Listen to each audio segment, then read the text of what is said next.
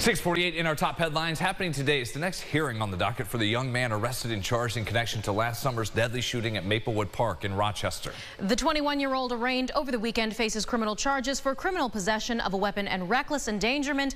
We have Aron Spitzer joining us live from the Hall of Justice with the latest updates and details on the case. Aron.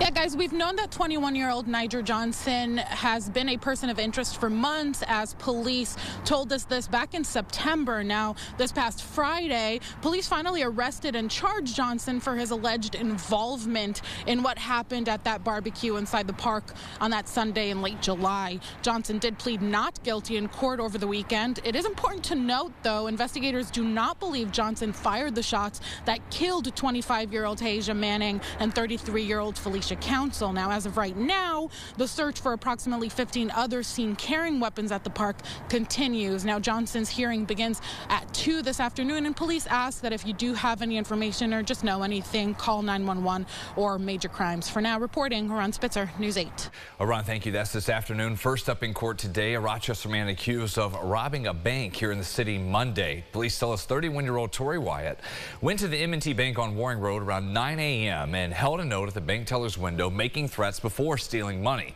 Police say he ran off with cash, and throughout the investigation, officers learned he had gotten into a car at a nearby street that was later found on Portland Avenue. Wyatt is charged with robbery and is being held at the jail. Police say the driver of the car, 44-year-old Ricardo Antonetti, was driving with a suspended license. He was issued a ticket for aggravated unlicensed operation. It is Wyatt due in court at 9:30. The accused killer of a Rochester man remains behind bars after pleading not guilty to that shooting over the weekend. Investigators tell us 50-year-old Malcolm Bryant got into an argument with a friend of the victim, 48-year-old Robert Prescott, at a bar on Thurston Road. They were all told to leave, and then while in the parking lot, RPD says Bryant shot Prescott, killing him early Sunday morning. Bryant was arrested after a chase and now faces charges for murder, attempted murder, and criminal possession of a weapon. He is being held with no bail, no release, due back in court this coming Friday afternoon. A new lawsuit against the town of Greece for this corruption scandal linked to former Deputy Supervisor Michelle Marini. She's accused of stealing town resources to use for family home renovations. The plaintiff, Tina Bachman, says she worked as a housekeeper at a home where contractors did work as part of a pay-to-play scheme that benefited Marini. Bachman, who's also married to a longtime officer with Greece police, Matthew Bachman, says she fears for her family's lives, claiming the town put them under 24/7 surveillance, including a GPS tracker on their car.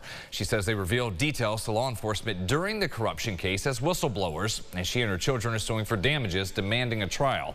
We recently shared the story of Ryan Murphy. He's another man suing the town after he says a GPS tracker was put on his car after he spoke out about the home reassessment process. As for Marini, she pled not guilty to the charges. We've tried to reach her for an interview, but that hasn't happened. Supervisor Bill Rylick has told News 8 previously he will continue to defend the taxpayers of the town against any lawsuits against Greece. You can read both of these suits and the reaction we have right now at rochesterfirst.com. The Rochester City School District working to make sure that everyone is being heard when it comes to priorities for the new budget and the next school year. At last night's budget conversation meeting, parents, students, and staff all had the chance to share their own ideas for the spending plan. The district is guided by 5 key areas. It does include academic improvement, preparing students for real life, and providing a school culture that feels inclusive. Interim Superintendent Demario Strickland also tells News 8 he hopes that sessions like the one held last night, also coupled with a new electronic project called the Balancing Act tool, will help guide the district as they craft a budget that meets the needs of their students. Some families, really prioritize restorative practices. Some families really want to ensure that their students are reading at grade level. Some families want to ensure that they have a person of color in front of their children. So this tool actually assigns points to what it is that the stakeholders feel are most important to them, and in turn we can then say this is where or how we've allocated the amount of dollars that are generated from our budgets. And the full budget presentation will be scheduled for the 27th. The board will plan several more conversation sessions to deliberate through April, and they hope to make that final vote by early May. Some advice here for homeowners. If you're noticing the ice forming on the roof, hanging on the gutters, take extra precaution. And that's because without proper care, this can lead to some serious damage to your home. Now, this happens when heat from your home rises up into the attic, and without any proper ventilation, it becomes trapped there, leading to the formation of ice dams. One potential red flag might be clogged gutters, which indicates melting snow is refreezing at the roof's edge and preventing proper drainage. We spoke with a local expert who further warns that not all the damage is visible right away, and ice dams can also lead to hidden issues. You could have water back up under the shingles, come down the inside walls. That could cause mold, mildew. Sometimes you can't see it. You can smell it. If you start smelling something funny, it's probably mildew, which can turn into mold. If you're not sure, call a local roofer, have them inspect it. You can remove the ice. You got to be careful. Don't use regular rock salt. You got to use calcium chloride. If you are unsure whether your roof has adequate protection, they strongly advise reaching out to a professional. It's always better to have that roof inspected sooner rather than later.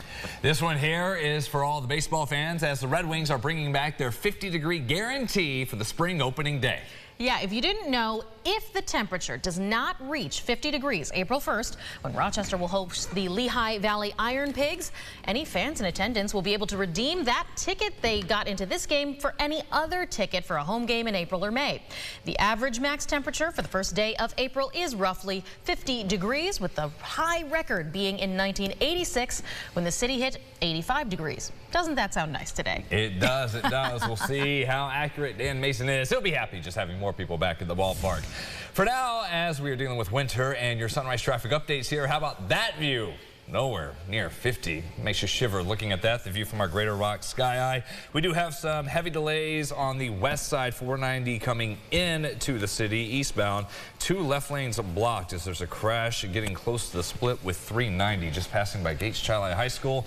We'll let you know if that clears any other problems at about 7:25. For now, James, 8-day forecast. Boy, wouldn't a 50-degree look great somewhere in there? Right. Yeah. I know, if only. 2025 has been the year of winter. We have snow just about every day. Today, some flakes coming in tonight. Tomorrow, focus will be in the evening time. A quick burst of a couple inches on the ground through the evening, and then we warm up. You see that significant high temperature. There you go. Thursday, 41. Not too bad. Too bad it's only in the morning.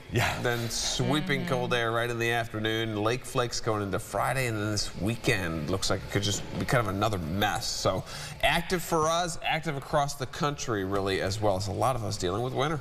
And then cold again next week. I'm looking at days 7 I and 8 saw those right single now. digits. Oof, it hurts. Wind chills, -15. We'll get through it. Updates coming your way, 7:25. We'll keep you updated. Have a great day.